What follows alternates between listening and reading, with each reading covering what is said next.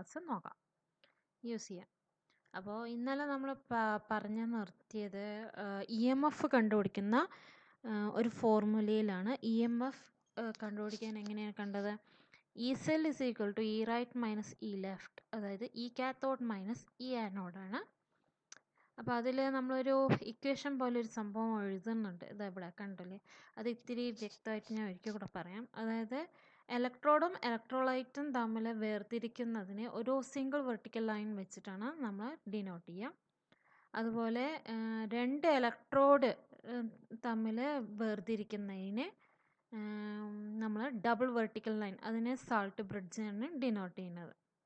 ഇവിടെ പറയുന്നുണ്ട് putting a vertical line between metal and electrolyte solution and putting a double vertical line between two electrolytes. രണ്ട് ഇലക്ട്രോലൈറ്റ്സിനെ തമ്മിൽ വേർതിരിക്കുന്നത് ഒരു double vertical line between double vertical line between two electrolytes connected by a salt bridge. മനസ്സിലായില്ലേ? ഇത് denote ചെയ്യുന്നത് എന്താണ്? Left എന്തായിരിക്കും? ലെഫ്റ്റ് ആനോഡും റൈറ്റ് കാത്തോഡും ആയിരിക്കും. ഇതിൽ ലെഫ്റ്റ് എന്ന് പറയുന്നത് കോപ്പറാണ്, അവിടെ ഓക്സിഡേഷൻ സംഭവിക്കുന്നു. റൈറ്റ് എന്ന് പറയുന്നത് കാത്തോഡാണ്, കാത്തോഡിൽ റിഡക്ഷൻ സംഭവിക്കുന്നു. സിൽവർ കാത്തോഡും കോപ്പർ ആനോഡുമാണ് ഇതിൽ ഈ സെല്ല് കാണിക്കുന്നത്. അപ്പോൾ ഇവിടെ സിൽവർ കാത്തോഡ് ആയതുകൊണ്ട് ഈ സിൽവർ മൈനസ് ഈ കോപ്പർ ആയിരിക്കും ഇതിൻ്റെ EMF ഓഫ് ദ സെൽ. അപ്പോൾ ഇനി നമുക്ക് പുതിയ കാര്യങ്ങളിലേക്ക് കടക്കാം. അപ്പോൾ ഇത് ക്ലിയർ ആയല്ലോ. Measurement of electrode potential. Electrode potential നമുക്ക് എങ്ങനെ കാണാൻ പറ്റും? ശരിക്കും potential of the individual half cell നമുക്ക് മെഷർ ചെയ്യാൻ പറ്റില്ല. അപ്പോൾ നിങ്ങൾ വിചാരിക്കും EMF കാണുന്നത് ഇൻഡിവിജ്വൽ ഹാഫ് സെല്ല് കാണുമ്പോഴല്ലേ എന്ന് വിചാരിക്കും. അങ്ങനെയല്ല. ശരിക്കും നമുക്ക് ഒരു EMF എന്ന് പറയുന്നത് രണ്ട് സെൽ പൊട്ടൻഷ്യലിൻ്റെ ഡിഫറൻസ് വെച്ചിട്ടാണ് കാണുക. അപ്പോൾ നമുക്ക് എങ്ങനെയാണ് ഒരു ഇലക്ട്രോഡ് പൊട്ടൻഷ്യൽ കാണാൻ പറ്റുക എന്ന് നമുക്ക് നോക്കാം. അതായത് ശരിക്കും ഒരു ഇലക്ട്രോഡ് പൊട്ടൻഷ്യൽ അല്ലെങ്കിൽ രണ്ട് ഹാഫ് സെല്ലിൻ്റെ പൊട്ടൻഷ്യൽ ഒരു ഹാഫ് സെല്ലിൻ്റെ പൊട്ടൻഷ്യൽ കാണാൻ, potential of one half cell കാണാൻ നമ്മൾ if we arbitrarily choose the potential of one electrode, then the other can be determined with respect to this.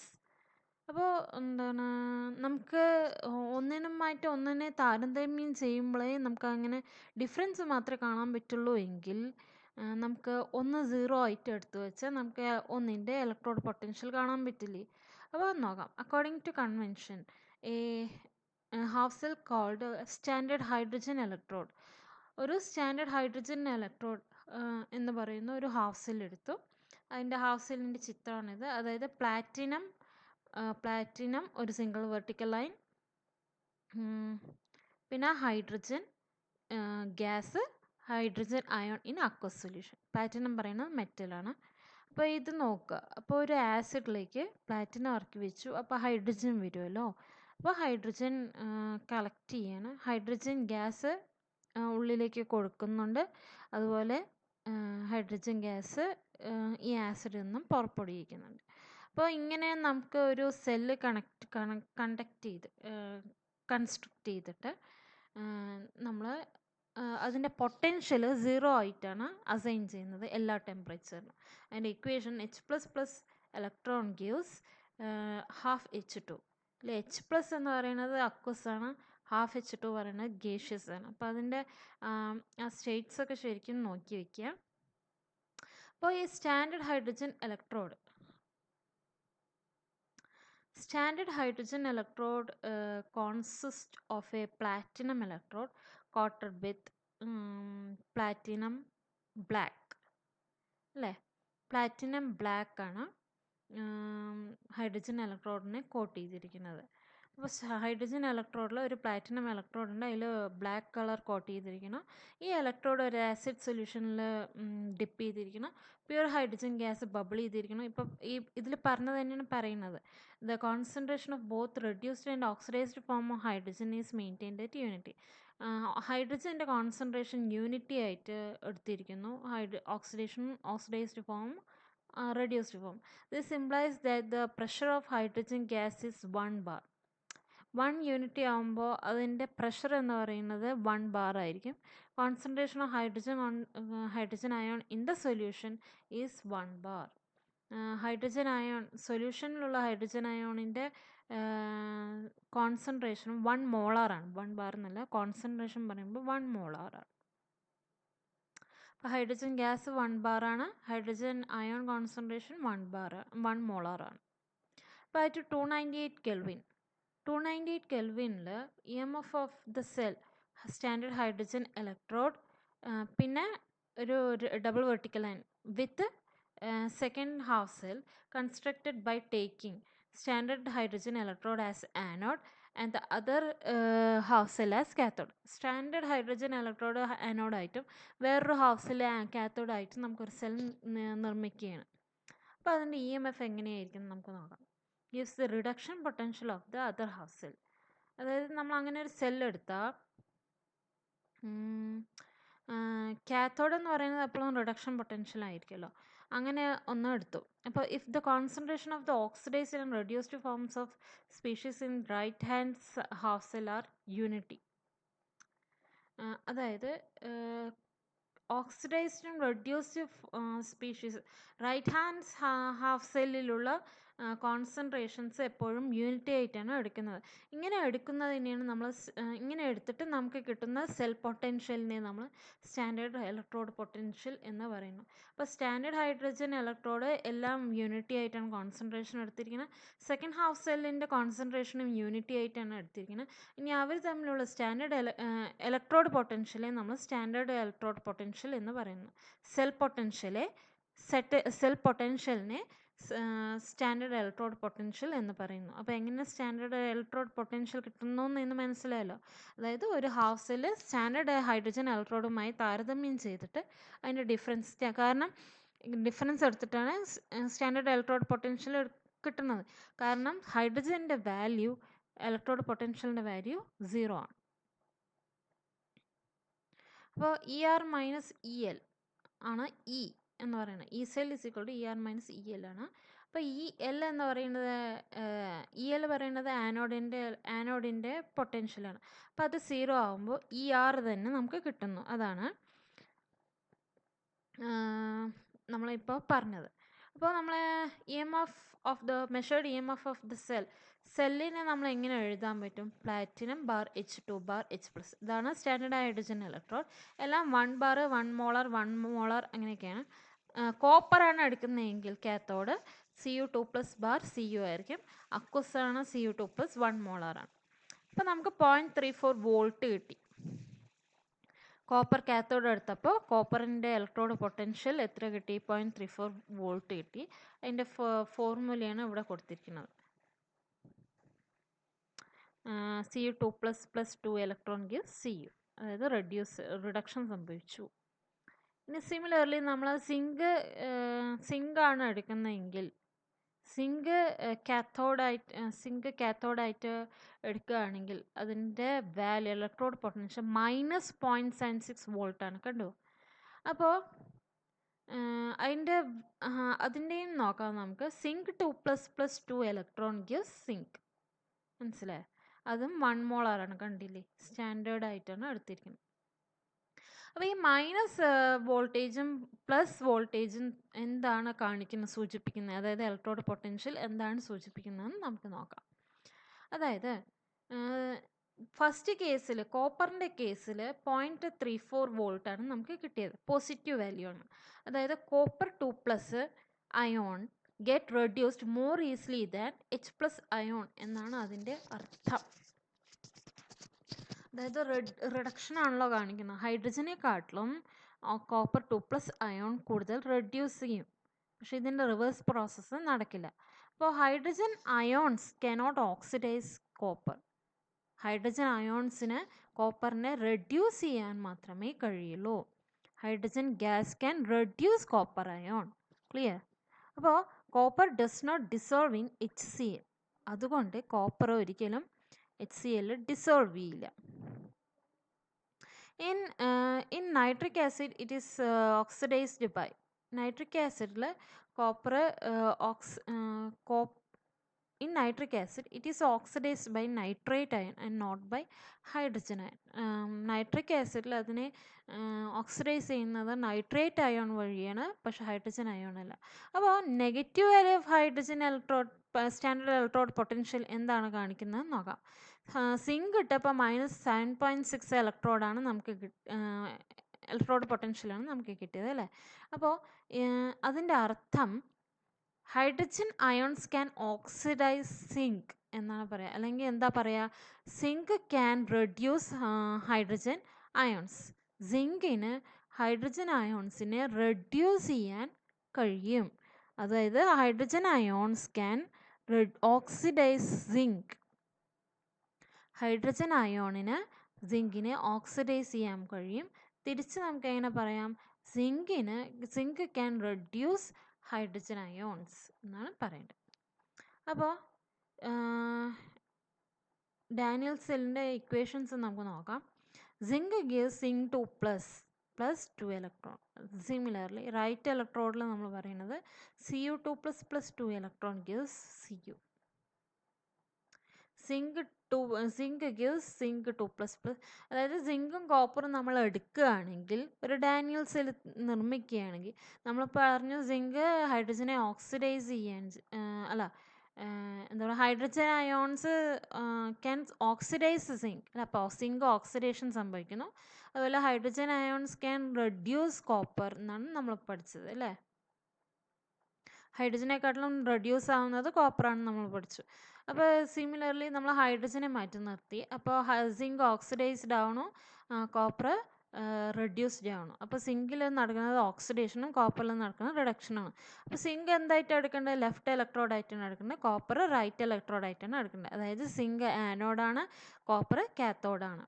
അപ്പോൾ നമ്മളൊരു സെൽ റിയാക്ഷൻ എഴുതുകയാണെങ്കിൽ zinc Cu2+ gives zinc 2++ Cu. അതിൻ്റെ സ്റ്റേറ്റൊക്കെ നോക്കിക്കോളൂ. Face solid ഫേസിലാണ് സിങ്കാണ് മെറ്റലായിട്ട് ഇലക്ട്രോഡായിട്ട് എടുത്ത്. Zinc 2+ ഇലക്ട്രോലൈറ്റിൽ വരുന്നതാണ്. അപ്പോൾ അക്വസ്.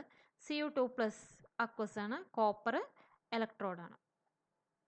അപ്പോൾ ഈ സെൽ എന്ന് പറയുന്നത് ഈ EMF ഓഫ് ദ സെൽ എന്തായിരിക്കും, = ER - EL ആയിരിക്കും. അതായത് 0.34 മൈനസ് ഓഫ് 0.76 വോൾട്ട്. അപ്പോൾ ഈ സൈന് നിങ്ങൾ ഓർമ്മിക്കണം. അപ്പോൾ മൈനസും പോസിറ്റീവ് ആവും, നെഗറ്റീവ് പോസിറ്റീവ് ആവും. 0.34 + 0.76 ആയി 1.10 വോൾട്ടാണ് അവിടുത്തെ EMF ഓഫ് ദ സെൽ.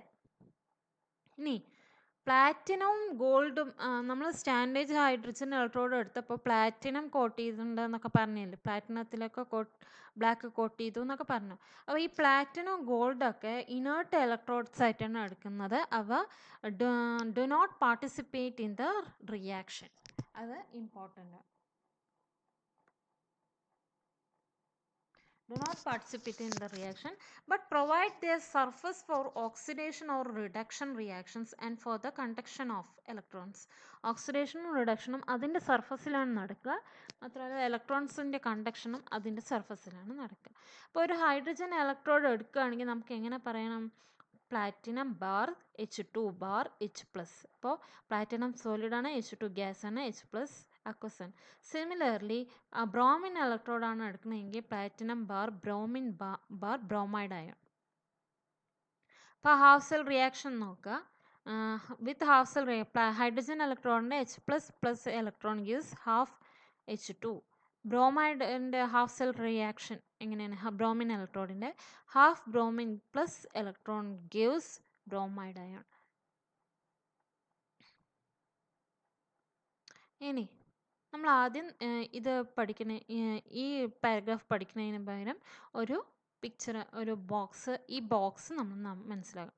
ഇവിടെ ശ്രദ്ധിക്കുക, ഇതിൽ ഏറ്റവും മുകളിലിരിക്കുന്നത് ഫ്ലൂറിനാണെന്ന് മനസ്സിലാക്കുക, ഏറ്റവും താഴെ ഇരിക്കുന്നത് ലിഥിയം ആണെന്ന് മനസ്സിലാക്കുക. ഏറ്റവും മുകളിൽ ഫ്ലൂറിനും ഏറ്റവും താഴെ ലിഥിയവുമാണ്. ഇനി ഈ വാല്യൂ, ഇലക്ട്രോഡ് പൊട്ടൻഷ്യലിൻ്റെ ഈ വാല്യൂ നോക്കൂ. ഫസ്റ്റ് 2.87 ആണ്, പിന്നെ 1.81, 1.78, അതായത് കുറഞ്ഞു വരുന്നു. ഏറ്റവും ലോവസ്റ്റ് -3.05 ഏതിനാണ്, ലിഥിയത്തിനാണ്. ഏറ്റവും ഹയസ്റ്റ് റിഡക്ഷൻ പൊട്ടൻഷ്യൽ വരുന്നത് ഫ്ലൂറിനാണ് എന്ന് മനസ്സിലാക്കുക 2.87. അപ്പോൾ fluorine plus 2 electron gives 2F- ആണ്. അതായത് ഫ്ലൂറിനിലോട്ട് +2 ഇലക്ട്രോൺ റിഡക്ഷൻ സംഭവിച്ചിട്ട് 2F- ആയി. അതിൻ്റെ ഇലക്ട്രോഡ് പൊട്ടൻഷ്യലാണ് 2.87. സിമിലർലി നമ്മളിവിടെ ശ്രദ്ധിക്കുകയാണെങ്കിൽ Li++ ഇലക്ട്രോൺ ഗിവ്സ് LiS, അതായത് -3.05. ഇനി നമുക്ക് ആ പാരഗ്രാഫ് ഒന്ന് നോക്കാം, എന്താണ് പറയുന്നത്. അതായത് സ്റ്റാൻഡേർഡ് ഇലക്ട്രോഡ് പൊട്ടൻഷ്യൽ വളരെയധികം ഇമ്പോർട്ടൻ്റ് ആയിട്ടുള്ള ഒരു യൂസ്ഫുൾ ആയിട്ടുള്ള ഒരു കാര്യമാണ്. അപ്പോൾ ഈ സ്റ്റാൻഡേർഡ് ഇലക്ട്രോഡ് പൊട്ടൻഷ്യൽ ഉപയോഗിച്ചിട്ട് നമുക്ക് for some half cell reduction reactions നമുക്ക് കണ്ടക്ട് ചെയ്യാൻ പറ്റും. അപ്പോൾ ഈ standard electrode potential of an electrode is greater than 0, then its reduced form is more stable compared to hydrogen gas. ഇപ്പോൾ ഹൈഡ്രജൻ ഗ്യാസിൻ്റെ electrode potential 0 ആണെന്ന് നമുക്കറിയാം, സ്റ്റാൻഡേർഡ് ഇലക്ട്രോഡ് പൊട്ടൻഷ്യൽ. അപ്പോൾ അതിനേക്കാട്ടിലും കൂടുതൽ, സീറോവിനേക്കാട്ടിലും കൂടുതൽ ഇലക്ട്രോഡ് പൊട്ടൻഷ്യൽ വരുമ്പോൾ അതിൻ്റെ റെഡ്യൂസ്ഡ് ഫോം ആയിരിക്കും കൂടുതൽ stable compared to hydrogen gas. Hydrogen ഗ്യാസുമായിട്ട് കമ്പയർ ചെയ്യുമ്പോൾ അതിൻ്റെ റെഡ്യൂസ്ഡ് ഫോം ആയിരിക്കും കൂടുതൽ സ്റ്റേബിൾ. ഇപ്പോൾ സ്റ്റാൻഡേർഡ് ഇലക്ട്രോഡ് പൊട്ടൻഷ്യൽ നെഗറ്റീവാണ്, അതായത് ഹൈഡ്രജനെക്കാട്ടിലും കുറവാണെങ്കിൽ hydrogen gas is more stable than the reduced form of the species. Hydrogen gas ആയിരിക്കും കൂടുതൽ റെഡ്യൂസ്ഡ് ഫോമിൽ സ്റ്റേബിൾ ആയിരിക്കും. Hydrogen gas is more stable than the reduced form of the species. Hydrogen ഗ്യാസാണ് ആ സ്പീഷീസിൻ്റെ റെഡ്യൂസ്ഡ് ഫോമിനെക്കാട്ടിലും സ്റ്റേബിൾ ആയിരിക്കും. Clear? അപ്പോൾ electrode potential for fluorine is highest. നമ്മൾ കണ്ടുവല്ലോ, സ്റ്റാൻഡേർഡ് ഇലക്ട്രോഡ് പൊട്ടൻഷ്യൽ ഫ്ലൂറിനാണ് ഹയസ്റ്റ്. അപ്പോൾ ഫ്ലൂറിൻ ഗ്യാസിന് ഫ്ലൂറൈഡ് അയോൺസ് ആയിട്ട് മാറാൻ ഹയ്യർ ടെൻഡൻസി, റെഡ്യൂസ് ചെയ്ത് ഫ്ലൂറൈഡ് അയോൺസ് ആയിട്ട് മാറാൻ ഹയ്യർ ടെൻഡൻസി, മാക്സിമം ടെൻഡൻസി ഉണ്ട്. അപ്പോൾ ഇങ്ങനെ റെഡ്യൂസ് ആവാൻ കഴിയുന്നത് റിഡക്ഷൻ സംഭവിക്കുമ്പോഴാണ്. അങ്ങനെ റിഡക്ഷൻ സംഭവിക്കണം എങ്കിൽ അതൊരു സ്ട്രോങ്ങസ്റ്റ് ഓക്സിഡൈസിങ് ഏജൻ്റ് ആയിരിക്കണം. ഇപ്പോൾ fluoride ion is the fluorine gas is the strongest oxidizing agent and fluoride ion is the weakest reducing agent. അപ്പോൾ അത് ഒരു ഇമ്പോർട്ടൻ്റ് ആയിട്ടുള്ള കാര്യമാണ്, നോട്ട് ചെയ്യുക. ഇനി lithium has the lowest electrode potential is indicating ലിത്യത്തിന് ലോവസ്റ്റ് ഇലക്ട്രോഡ് പൊട്ടൻഷ്യൽ ആണെന്ന് നമ്മൾ കണ്ടു. ഏറ്റവും താഴെയിൽ കിടക്കുന്നത് ആ ബോക്സിൽ അത് കാണിക്കുന്നത് ലിത്യം അയോൺ ആണ് വീക്കസ്റ്റ് ഓക്സിഡൈസിങ് ഏജൻറ്റ്, അല്ലെങ്കിൽ ലിത്യം മെറ്റലാണ് most powerful reducing agent in the aqueous solution എന്ന് മനസ്സിലാക്കണം. lithium plus 1 electron gives lithium atom എന്ന് നമ്മൾ കണ്ടു. അതായത് അതിൻ്റെ ഏറ്റവും നെഗറ്റീവാണ് കണ്ടത്. അതായത് അത് വേഗം അത് റിഡക്ഷൻ സംഭവിക്കുന്നത് വളരെയധികം കുറവ് പൊട്ടൻഷ്യൽ എടുത്തിട്ടാണ്. അപ്പോൾ അതൊരു വീക്കസ്റ്റ് ഓക്സിഡൈസിങ് ഏജൻ്റാണ്. മാത്രമല്ല അതൊരു പവർഫുൾ റെഡ്യൂസിങ് ഏജൻ്റാണ്, കാരണം അതിന് ഓക്സിഡേഷനാണ് വളരെ നന്നായിട്ട് നടക്കുക. അപ്പോൾ it is a most powerful reducing agent. ഇനി it may be seen that top to bottom നോക്കുമ്പോൾ ആ ബോക്സിൽ എന്തായിരുന്നു കണ്ടത്? ഇലക്ട്രോഡ് പൊട്ടൻഷ്യൽ ഡിക്രീസ് ചെയ്യാണ് കണ്ടത്. അതിൻ്റെ അർത്ഥം ഓക്സിഡൈസിങ് പവർ കുറയുന്നു. അപ്പോൾ decreases the oxidizing power of the species on the left and increases the reducing power of the species on the right hand side of the reaction. Right hand side of the റിയാക്ഷനിൽ reducing power കൂടുകയും left സൈഡിലുള്ള സ്പീഷീസിൻ്റെ oxidising power കുറയുകയും ചെയ്യുന്നു എന്ന് അർത്ഥം. അപ്പോൾ electrochemical cells are extensively used for determining pH of the solution and solubility product and equilibrium constant and other thermodynamic properties. and for potentiometric titrations. അപ്പോൾ പി എച്ച് കാണാനും സൊല്യൂബിലിറ്റി പ്രൊഡക്റ്റ് കാണാനും equilibrium constant കാണാനും അതുപോലെ thermodynamic properties അറിയാനും പൊട്ടൻഷ്യോമെട്രിക് ടൈട്രേഷൻസിന് വേണ്ടിയിട്ടൊക്കെയാണ് നമ്മൾ electrode potential കാണുന്നത്. അപ്പോൾ ഒരിക്കലും സമ്മറൈസ് ചെയ്യുക. ബോക്സ് ഇത്തിരി ടഫായിട്ട് നിങ്ങൾക്ക് തോന്നുന്നുണ്ടോ? ഈ ബോക്സ് ശ്രദ്ധിക്കുക.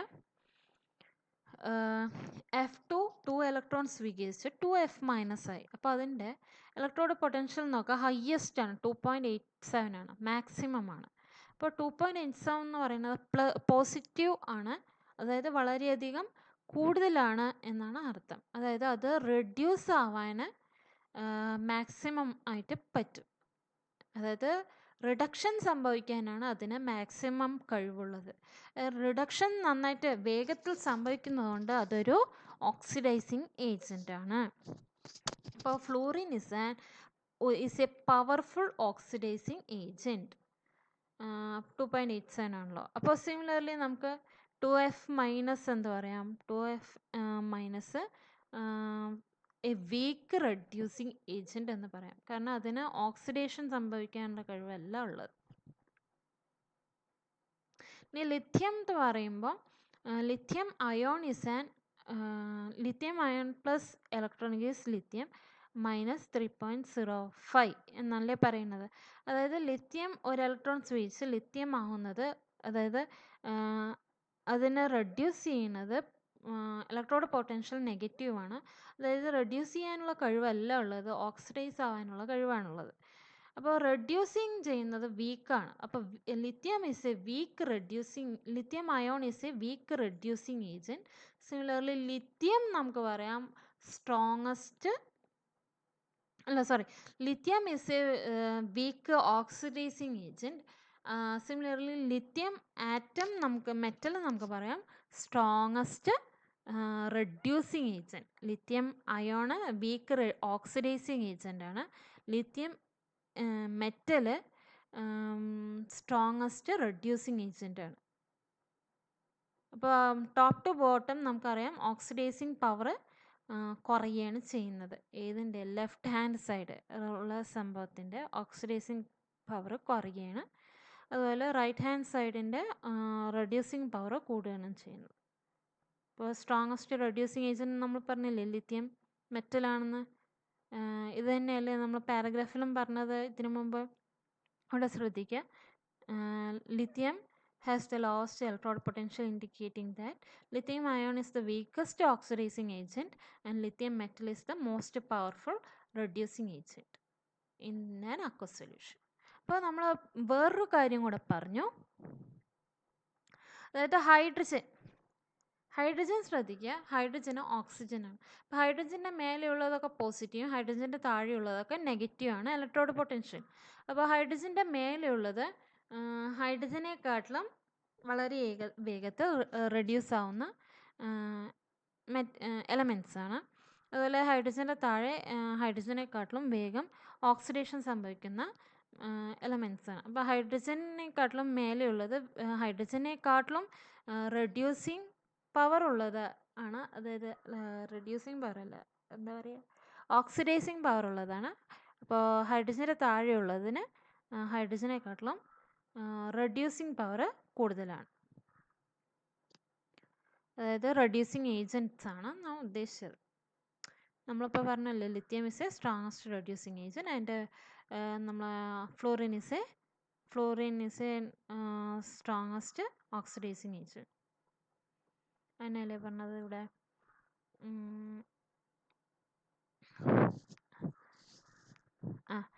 Electrode potential of an electron. Standard electrode potential of an electrode. Standard electrode potential പറഞ്ഞാൽ ഹൈഡ്രജൻ്റെ പൊട്ടൻഷ്യൽ, ഹൈഡ്രജൻ ഇലക്ട്രോഡിൻ്റെ പൊട്ടൻഷ്യൽ ഗ്രേറ്റർ ഹൈഡ്രജൻ ഇലക്ട്രോഡ് അങ്ങനെയല്ല, ഒരു സ്റ്റാൻഡേർഡ് ഇലക്ട്രോഡ് പൊട്ടൻഷ്യൽ, ഒരു ഇലക്ട്രോഡിൻ്റെ സ്റ്റാൻഡേർഡ് ഇലക്ട്രോഡ് പൊട്ടൻഷ്യൽ 0-നേക്കാട്ടിലും ഗ്രേറ്റർ ആണെങ്കിൽ അത് റെഡ്യൂസ് ചെയ്യുക, അതായത് അതിന് റിഡക്ഷൻ സംഭവിക്കുന്നതാണ് കൂടുതൽ stable compared to hydrogen gas. ഇനി if the hydrogen standard electrode potential is negative, അതായത് ഹൈഡ്രജൻ്റെ താഴെയുള്ള ഇലക്ട്രോഡ് പൊട്ടൻഷ്യൽ ആണെങ്കിൽ ഹൈഡ്രജൻ, അതായത് സീറോയിനെക്കാട്ടിലും താഴെയാണ് വാല്യൂ എങ്കിൽ hydrogen gas is more stable than the reduced form of the species. Oxidation സംഭവിക്കുന്നതാണ് അവയ്ക്ക് എളുപ്പം, അതായത് ഹൈഡ്രജൻ ഗ്യാസ് ആയിരിക്കും റെഡ്യൂസ്ഡ് ഫോമിൽ കൂടുതൽ സ്റ്റേബിളായിട്ട് ഇരിക്കുക. മനസ്സിലായോ? അപ്പോൾ ഇന്ന് നമ്മൾ പഠിച്ചത് എന്തൊക്കെയാണ്? ഇ എം എഫ് എങ്ങനെ കാണാൻ പറ്റും, അതേപോലെ ഇലക്ട്രോഡ് പൊട്ടൻഷ്യൽ, ഓരോ ഇൻഡിവിജ്വൽ ഹാഫ് സെല്ലിൻ്റെയും പൊട്ടൻഷ്യൽ നമ്മൾ എങ്ങനെ കാണാൻ പറ്റും. ഇ എം എഫ് എന്ന് പറഞ്ഞാൽ രണ്ട് ഹാഫ് സെല്ലിൻ്റെ ഡിഫറൻസ് ആണ്, അതിൽ നിന്ന് ഒരു സിംഗിൾ ഹാഫ് സെല്ലിൻ്റെ ഇലക്ട്രോഡ് പൊട്ടൻഷ്യൽ എങ്ങനെ കാണാൻ പറ്റും. അതെങ്ങനെ കാണാൻ പറ്റുക? ഹൈഡ്രജൻ ഇലക്ട്രോഡുമായിട്ട് കമ്പയർ ചെയ്തിട്ടാണ് നമ്മൾ അത് കണ്ടുപിടിക്കുന്നത്. മാത്രമല്ല നമ്മൾ ആ ആ ബോക്സ് പഠിച്ചു. അപ്പോൾ അതിലുള്ള ഇലക്ട്രോഡ് പൊട്ടൻഷ്യൽ എന്തിനെ സൂചിപ്പിക്കുന്നു എന്നൊക്കെ പഠിച്ചു. ഈ സ്റ്റാൻഡേർഡ് ഹൈഡ്രജൻ ഇലക്ട്രോഡ് എങ്ങനെയാണ് നിർമ്മിക്കാം എന്നുള്ളത് കൊടുത്തിട്ടുണ്ട്, അതൊന്ന് കാണാതെ പഠിച്ചു വയ്ക്കുക. How to make an standard hydrogen electrode SHE എന്നൊക്കെ പറഞ്ഞിട്ട്. അപ്പോൾ ഇങ്ങനെ ഈ ഫോമിൽ എഴുതാനുള്ള കാര്യം എന്താണ് ഉദ്ദേശിക്കണതെന്ന് നിങ്ങൾക്ക് മനസ്സിലായി. അപ്പോൾ അതൊന്ന് മനസ്സിലാക്കുക. എല്ലാം യൂണിറ്റിയിലായിരിക്കണം കോൺസെൻട്രേഷൻ എന്നത് നമ്മൾ എപ്പോഴും പഠിക്കണം. അതിനെയാണ് സ്റ്റാൻഡേർഡ് ഇലക്ട്രോഡ് പൊട്ടൻഷ്യൽ എന്ന് പറയുന്നത്. കോൺസെൻട്രേഷൻസ് എല്ലാം യൂണിറ്റിയിലായിരിക്കണം. പിന്നെ ഹൈഡ്രജനുമായിട്ട് കമ്പയർ ചെയ്തുകൊണ്ടാണ് അതിൻ്റെ പൊട്ടൻഷ്യൽ സ്റ്റാൻഡേർഡ് ഇലക്ട്രോഡ് പൊട്ടൻഷ്യൽ എന്ന് പറഞ്ഞിരിക്കുന്നത്. അപ്പോൾ മനസ്സിലായി വിശ്വസിക്കുന്നു. എന്തെങ്കിലും ഡൗട്ട് ഉണ്ടെങ്കിൽ കമൻറ്റ് ചെയ്യുക, ലൈക്കും സബ്സ്ക്രൈബും ചെയ്യുക. ഇതവിടെ താഴെ കൊടുത്തിട്ടുണ്ട്. Negative E0 means that redox couple is stronger reducing agent than H plus bar H2 couple, and positive E0 means that redox couple is a weaker reducing agent than the H plus bar H2 couple. അല്ലേ? First increasing strength of oxidizing agent and increasing strength of the reducing agent.